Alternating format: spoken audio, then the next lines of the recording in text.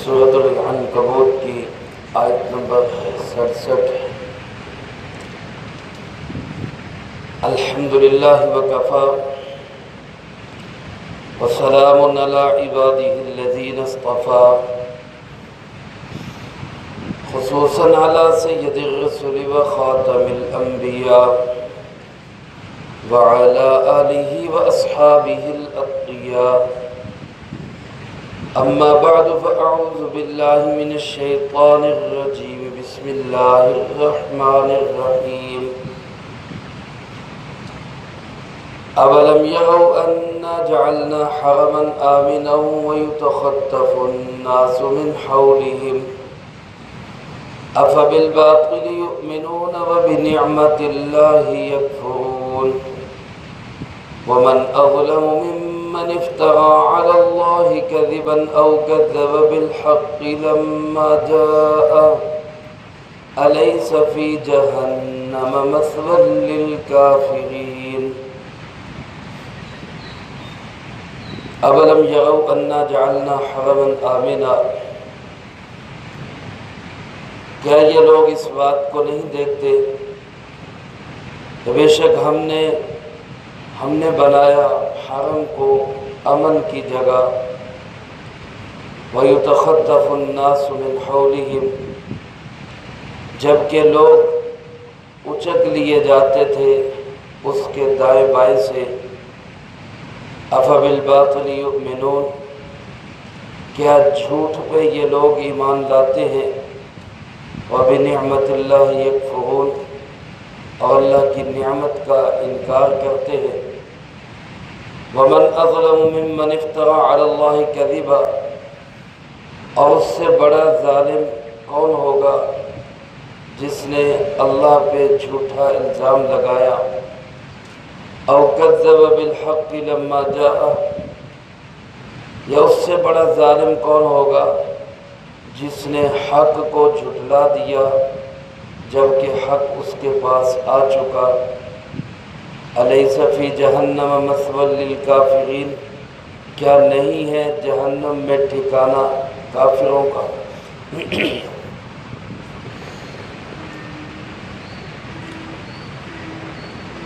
ان آیات مبارکہ میں سے پہلی آیت میں اللہ رب العالمین نے اہل مکہ کے لیے ایک بہت بڑی نعمت کا ذکر کیا۔ میرے محترم دوستو، میرے اور آپ کے پیارے آقا جناب محمد کریم صلی اللہ علیہ وسلم سب سے پہلے جو تشریف لائے، اللہ پاک نے جس شہر میں آپ کو بھیجا، جس شہر کے لوگوں کی طرف آپ کی سب سے پہلے بعثت ہوئی، وہ اہل مکہ ہے۔ مکہ مکرمہ اللہ رب العالمین کا ایک عظیم شہر ہے، جس شہر کی اللہ پاک نے قسم بھی اٹھائی ہے، لا اقسم بہذا البلد، مجھے قسم ہے اس شہر کی۔ اور دوسری جگہ فرمایا مکہ مکرمہ کو اللہ پاک نے حرم بنایا اور حرم کو اللہ پاک نے امن کی جگہ بنایا۔ پورا سال کے 8 مہینے سارا عرب جو ہے وہ بد امنی کی جگہ ہوتا، چوریاں ہوتی، ڈکیتیاں ہوتی، قافلوں کو لوٹ لیا جاتا، حملے ہوتے، دشمنیاں ہوتی۔ سال کے 8 مہینے یہ کام چلتا، اور 4 مہینے جو محترم مہینے تھے، ان مہینوں میں ہتھیار پھینک دیے جاتے، رکھ دیے جاتے، سنبھال لیے جاتے۔ 4 مہینوں کا سب احترام کرتے تھے، چور ہوتے، ڈاکو ہوتے، لٹیرے ہوتے، دشمن ہوتے، وہ سب 4 محترم مہینے، ان 4 مہینوں کے اندر کسی کو کوئی تکلیف نہیں دیتے تھے۔ اسلام نے بھی ان 4 مہینوں کے احترام کا حکم دیا ہے، جنگ بندی کا حکم دیا ہے۔ وہ 4 مہینے جن میں سے ایک مہینے کی اب آج پہلی تاریخ ہے، ذوالقعدہ، یہ محترم مہینوں میں سے پہلا مہینہ ہے۔ ذوالقعدہ، پھر اس کے ساتھ ذوالحجہ، پھر اس کے ساتھ محرم، اور ادھر رجب کا مہینہ۔ یہ 4 محترم مہینے ہیں سال کے اندر۔ ان عدت الشہور عند اللہ 12 شہرا فی کتاب اللہ یوم خلق السماوات والارض منها 4 حرم۔ اللہ پاک فرماتے ہیں جب سے اللہ نے زمین و آسمان کو بنایا، مہینوں کی تعداد 12 رکھی ہے، اور ان میں سے 4 مہینے اللہ نے محترم بنائے۔ لیکن یہ پورا سال کے 12 مہینے، یہ جو لوگ حرم کے رہنے والے تھے،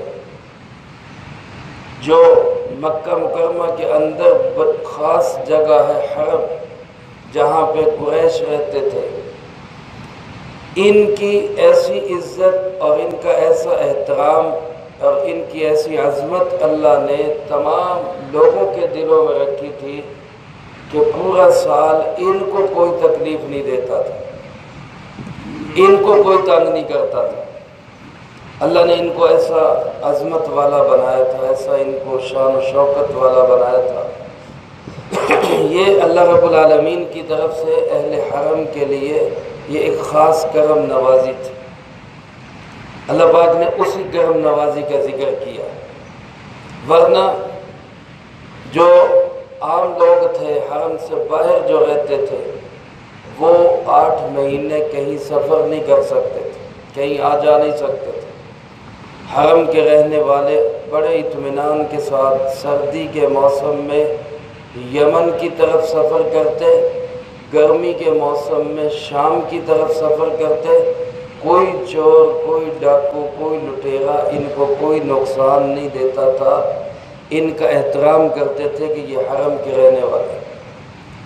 یہ عزت اور یہ احترام کس وجہ سے تھا؟ اللہ کے گھر کی وجہ سے، اللہ کے گھر کی وجہ سے، کہ حرم کے اندر کیا ہے؟ اللہ کا گھر ہے، تو یہ اللہ کے گھر کے چوکیدار ہیں، یہ اللہ کے گھر کے خدمت گزار ہیں، یہ اللہ کے گھر کے پاس رہنے والے ہیں۔ تو اللہ پاک فرماتے ہیں جب تم شرک کے باوجود، بتوں کے پجاری ہونے کے باوجود، ان بتوں نے تو تمہیں کوئی عزت نہیں دی، پھر بھی عزت دی ہے تو کس نے دی ہے؟ میرے گھر نے عزت دی ہے۔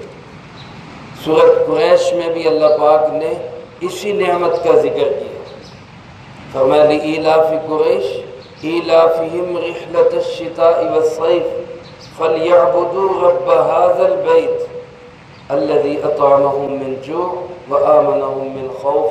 ہم نے قریش کی محبت پورے عرب کے دل میں ڈال دی، سب ان کا احترام کرتے ہیں، سردی میں سفر کریں، وہ گرمی میں سفر کریں، وہ محترم مہینوں میں سفر کریں، وہ دوسرے مہینوں میں سفر کریں، کوئی ان کو تکلیف نہیں دیتا۔ پھر اللہ فرماتے ہم نے بھوک میں ان کو کھلایا کہ حرم کی طرف اللہ نے ساری چیزیں پہنچا دی۔ آج بھی آپ دیکھیں مکہ مکرمہ کے اندر اپنی کوئی پیداوار نہیں، نہ زرعی پیداوار، نہ کوئی صنعتی پیداوار، نہ وہاں پہ کوئی کاشتکاری، نہ کھیت کھلیان، نہ وہاں پہ گندم، نہ چاول، نہ باجرہ، نہ کوئی پھل فروٹ، کوئی چیز نہیں مکہ مکرمہ میں، اور کوئی صنعت بھی نہیں ہے، کوئی مل بھی نہیں ہے وہاں پہ۔ لیکن دنیا جہان کی کوئی چیز آپ کو چاہیے تو آپ کو مکہ مکرمہ کے بازاروں کے اندر، مارکیٹ کے اندر مل جاتی ہے۔ حضرت ابراہیم علیہ السلام کی دعا تھی، انہوں نے جب اس شہر کو بسایا اور آباد کیا تو دعا کی تھی کہ یا اللہ اس شہر کو امن والا بھی بنا، اس شہر کو معیشت بھی اس کی اچھی فرما۔ تو اللہ پاک نے اپنی انہی دونوں نعمتوں کا ذکر کیا کہ میں نے تمہیں بھوک سے کھلایا اور امن، خوف میں امن دیا، اور یہ سب کس وجہ سے ہے؟ اس گھر کی وجہ سے۔ تو فَلْيَعْبُدُوا رَبَّ هَذَا الْبَيْتِ، تمہیں بھی چاہیے کہ صرف اس گھر کے رب کی عبادت کرو، اس گھر کے رب کو سجدہ کرو۔ تم باہر سفر میں جاتے ہو تو کوئی تمہاری اس وجہ سے عزت نہیں کرتا کہ جی یہ لات کے پجاری ہے، یہ منات کے پجاری ہے، یہ عزا کے ماننے والے ہیں، یہ فلاں بت کے ماننے والے، یہ غبل کے ماننے والے، اگر دنیا جہان میں تمہاری عزت ہے تو اس وجہ سے کہ جی یہ بیت اللہ کے پاس رہنے والے، تو تمہیں عزت کس نے دی؟ اللہ کے گھر نے۔ تمہارے شرک کے باوجود، تمہارے کفر کے باوجود جب میرا گھر تمہیں عزت دیتا ہے، تو اگر تم ایمان لے آؤ گے اور حضرت محمد صلی اللہ علیہ وسلم کو مان لو گے اور ان پہ اعتماد کرو گے، تو کیا پھر میں تمہیں ضائع کر دوں؟ حضرت مفتی شفیع صاحب رحمۃ اللہ علیہ نے لکھا ہے کہ مشرکین عرب یہ بھی کہتے تھے کہ جی ہم حضرت محمد صلی اللہ علیہ وسلم پہ اس لیے بھی ایمان نہیں لاتے کہ سارا عرب تو ان کا مخالف ہے، سارا عرب تو ان کے خلاف ہے، اور اگر ہم ان پہ ایمان لے آئے تو سارے عرب کے لوگ ہمارے مخالف ہو جائیں گے، وہ سب ہمیں سفر نہیں کرنے دیں گے، ہمیں باہر نہیں نکلنے دیں گے، تو ہم سارے عرب کی مخالفت مول لے کے ان کی بات کیسے مان لیں؟ تو اللہ پاک نے فرمایا کہ جب ان حالات میں کہ تم کفر اور شرک کر رہے ہو، میرے گھر کی وجہ سے پورے عرب میں تمہیں عزت ملی ہوئی ہے، تو اگر تم حضرت محمد صلی اللہ علیہ وسلم پہ ایمان لاؤ گے تو کیا میں تمہیں ضائع کر دوں؟ کیا پھر تمہیں عزت نہیں ملے گی؟ جبکہ دنیا نے دیکھا جنہوں نے جناب محمد کریم صلی اللہ علیہ وسلم کے ہاتھوں میں ہاتھ دیے، اللہ نے پورے دنیا پورا عرب کیا، پوری دنیا میں ان کو عزت دی، پوری دنیا میں ان کو چمکایا۔ حضرات صحابہ کرام رضی اللہ تعالی مجمعین، جن کا نام آج ہم ادب و احترام سے لیتے، کوئی ہمارے سامنے ان کے متعلق برائی کرنے کی کوشش کرے، ہماری غیرت جاگ اٹھتی ہے، ہمارا خون کھول اٹھتا ہے، اور ہونا چاہیے ایک مسلمان کے اندر دینی حمیت اور غیرت ہونی چاہیے کہ اس اسلام کی ان مقدس ہستیوں کے متعلق کوئی نازیبا کلمہ برداشت نہ کرے۔ لیکن یہ عزت صحابہ کو کس وجہ سے ملی؟ جناب محمد کریم صلی اللہ علیہ وسلم کا سب سے پہلے ساتھ دینے کی وجہ سے۔ اللہ پاک فرماتے ہیں تم یہ سمجھتے ہو کہ یہ عرب کے لوگ جو تمہاری عزت کرتے ہیں یہ تمہاری سرداری کی وجہ سے کرتے ہیں، یہ تمہارے چودھر کی وجہ سے کرتے ہیں، یہ تمہارے بتوں کی وجہ سے کرتے ہیں، یہ تمہاری عزت صرف اور صرف میرے گھر کی وجہ سے۔ فرمایا اولم یروا، کیا یہ لوگ اس بات پہ غور نہیں کرتے انا جعلنا حرما آمنا، کہ ہم نے حرم کو امن کی جگہ بنایا۔ حرم کی حدود حرم کے اندر کوئی بڑے سے بڑا دشمن داخل ہو جاتا، وہ کہتے یہاں نہیں مارنا، کہ کسی کو قتل کر کے حرم کی حدود میں آ جائے، اسلام بھی کہتے ہیں حدود حرم میں اس کو قتل نہ کرو، بلکہ یہاں پہ صرف گرفتار کرو، باہر نکالو اس کو۔ حرم کے اندر اتنی اللہ نے احترام اور اس کی عزت رکھی، وہاں کے جانور کو بھی نہ مارا جائے، وہاں کا گھاس پھوس بھی نہ کاٹا جائے، وہاں کسی کو کوئی تکلیف اور نقصان نہ دی جائے۔ یہ حرم کو اور حرم کے رہنے والوں کو عزت کس نے دی؟ اللہ رب العالمین نے۔ اور کس وجہ سے دی؟ اپنے گھر کی وجہ سے۔ تمہیں لوگ تکلیف نہیں دیتے، تمہیں کوئی پریشان نہیں کرتا، تمہارا کوئی مال نہیں لوٹتا، تمہیں کوئی نقصان نہیں دیتا، جبکہ وَيُتَخَطَّفُ النَّاسُ مِنْ حَوْلِهِمْ، تمہارے ارد گرد رہنے والے جتنے لوگ ہیں، حرم کے دائیں بائیں چار چفیرے رہنے والے جتنے لوگ ہیں، وہ اگر سفر کرتے ہیں 8 مہینوں میں ان کے قافلے لوٹ لیے جاتے ہیں، ان کا مال لوٹ لیا جاتا ہے، ان پہ حملے ہوتے ہیں، ان کو لوگ مارتے ہیں، تنگ کرتے ہیں، لیکن تمہیں اللہ نے عزت دی ہے، تم جس طرف جاؤ چور ڈاکو لٹیرے دشمن بھی تمہارا احترام کرتے کہ حرم والے آ گئے، حرم والے آ گئے۔ تو یہ عزت تمہیں اللہ کے گھر کی وجہ سے ملی۔ اس کے باوجود افبالباطل یؤمنون، یہ لوگ جھوٹ پہ ایمان لے آتے ہیں، وبنعمت اللہ یکفرون، اور سچے اللہ کی نعمت کی ناشکری کرتے ہیں۔ بتوں کا جھوٹ ہے، ایک بتوں نے ہمیں عزت دی، بتوں نے ہمیں یہ کیا، غیر اللہ اللہ نے ہمارے ساتھ ہمیں یہ سب جھوٹ ہے، اس جھوٹ پہ تو تم یقین کر رہے ہو، اور سچے اللہ کی جو نعمتیں ہیں ان کو ماننے کے لیے تیار ہیں۔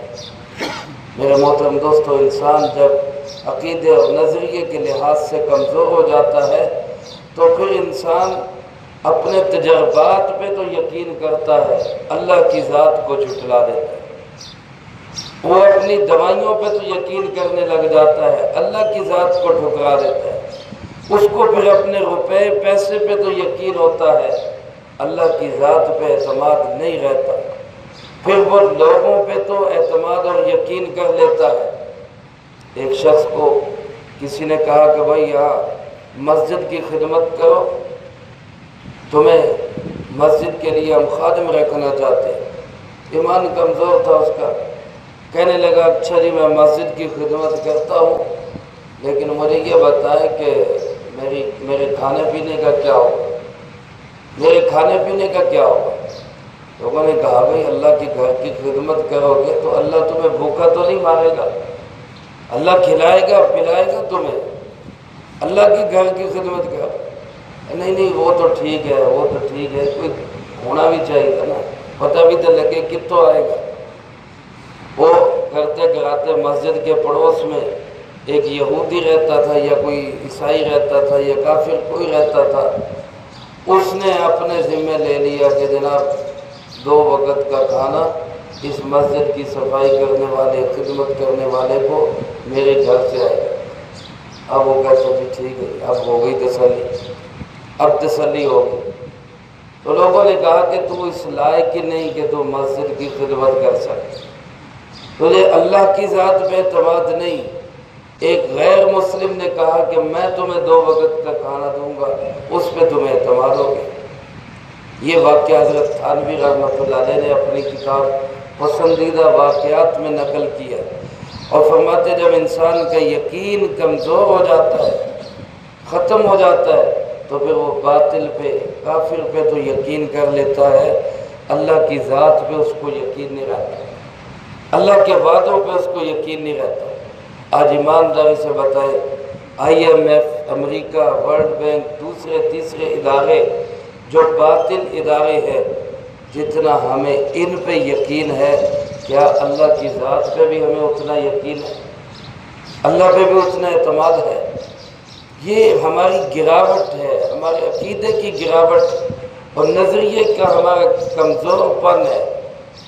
ہمیں اپنے نظریے پہ، ہمیں اپنے عقیدے پہ مضبوط اعتماد ہونا چاہیے کہ ہمیں پالنے والا کون ہے؟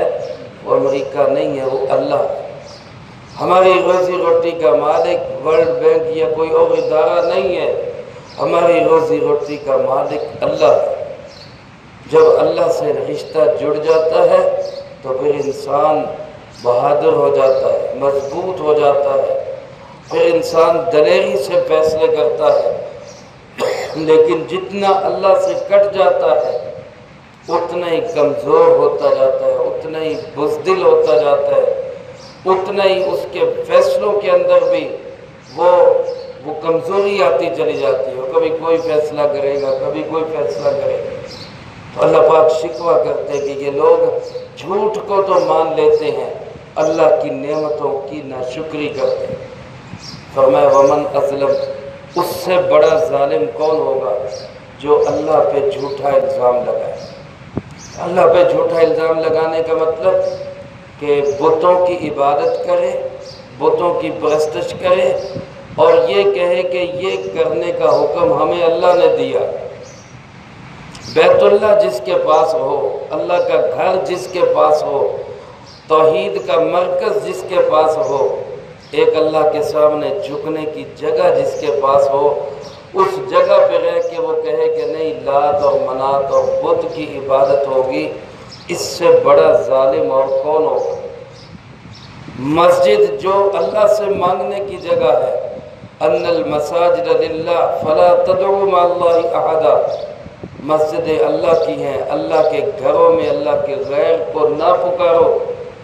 یہاں پہ بیٹھ کے اگر کوئی غیر اللہ کو آوازیں دے گا، غیر اللہ کو پکارے گا، اس سے بڑا ظالم کون ہوگا؟ فرمایا جو اللہ پہ جھوٹا الزام لگائے اس سے بڑا ظالم کون ہے؟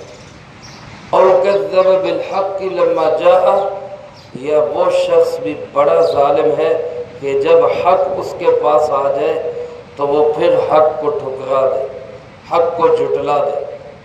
جناب محمد کریم صلی اللہ علیہ وسلم حق لے کر آئے، سچ لے کر آئے۔ اب حق اور سچ سمجھ بھی آ رہا ہے، نظر بھی آ رہا ہے، سامنے دیکھ بھی رہے ہیں، دل مانتا بھی ہے کہ بات جو کر رہے ہیں وہ یہ صحیح کر رہے ہیں، لیکن اس کے باوجود اس لیے جھٹلا دیتے کہ ان کی مانتے تو ہماری چودر کہاں جائے گی، ہماری لیڈری کہاں جائے گی، ہمارا سردار پن کہاں جائے گا۔ تو حق آنے کے باوجود پھر حق کو جھٹلا دیا۔ اللہ پاک فرماتے ہیں الیس فی جہنم مثوی للکافرین، کیا ایسے کافروں کا ٹھکانہ جہنم ہی نہیں ہونا چاہیے؟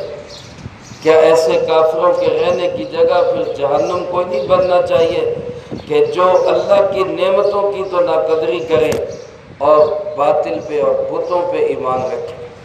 یقیناً اس کا جواب یہی ہے کہ یہ پھر جہنم کے مستحق ہے۔ تو میرے بھائیو، اللہ پاک نے مکے والوں کو اپنا گھر دیا، بیت اللہ دیا، حرم دیا، پھر اپنا حبیب کبریا جناب محمد مصطفیٰ صلی اللہ علیہ وسلم دیا، لیکن انہوں نے جب ناقدری کی تو اللہ نے رسول اللہ صلی اللہ علیہ وسلم کو فرمایا آپ مدینہ منورہ چلے جائیں، اور پھر دین کا پہلا اور سب سے بڑا مرکز وہ مدینہ منورہ بنا ان مکے والوں کی ناقدری کی وجہ سے۔ اور پھر مدینہ منورہ میں رہ کے آپ نے مکہ مکرمہ کا انتظام بھی چلایا۔ آپ مدینہ منورہ میں ہی رہے، آپ کا روضہ مبارک مدینہ منورہ کے اندر ہے۔ تو اس لیے اگر آج ہم علماء کی، اہل دین کی اور مدارس کی اور دینی تعلیم کی قدر نہیں کریں گے تو اللہ رب العالمین تو کسی کا محتاج نہیں ہے، اللہ کا دین کسی کا محتاج نہیں ہے۔ وہ کسی اور علاقے والوں کو یہ محنت دے کے ان سے کام لے لے گا اور ہم پاکستان والوں کو مرکز سے ہٹا دے گا، ہم کہاں پہ کھڑے ہوں گے؟ پھر یہ سوچیں۔ اس لیے آج ہم اس بات کی ضرورت ہے، قرآن اللہ نے ہمیں دیا ہے، مدارس اللہ نے ہمیں دیے ہیں، انبیاء کے ورثاء علماء اللہ نے ہمیں دیے ہیں، مساجد ہمارے پاس ہے، دین کے بڑے مرکز ہمارے پاس ہے، ساری دنیا سے لوگ رائے ونڈ میں دین سیکھنے کے لیے آتے ہیں، لیکن اگر ہم نے ان دینی مراکز، مدارس، علماء اور دینی شخصیات کی قدر نہ کی تو کوئی بعید نہیں کہ اللہ کسی اور کو مرکز بنا۔ اس لیے ہمیں توبہ استغفار کرنا چاہیے، معافی مانگنی چاہیے اللہ تعالیٰ سے، اور ان اداروں کی رونقوں کو بحال کرنے کی سوچنا چاہیے، اس کی فکر کرنی چاہیے تاکہ اللہ پاک ہمیں دین کی مرکزیت سے نہ ہٹائے۔ اللہ نے مکے والوں کو ناقدری پہ ہٹا دیا تو ہم کس کھیت کی مولی، ہماری کیا حیثیت ہے؟ اس لیے اللہ پاک ہمیں توبہ اور رجوع کی توفیق نصیب فرمائے، اللہ ہمیں دین کی اور دین والوں کی قدر کرنے کی توفیق نصیب فرمائے، جو کہا سنا اس کو زندگی میں لا کے دوسروں تک پہنچانے کی توفیق عطا فرمائے۔ اللہم انت السلام و منک السلام، تبارک ربنا و تعالیت یا ذا الجلال والاکرام۔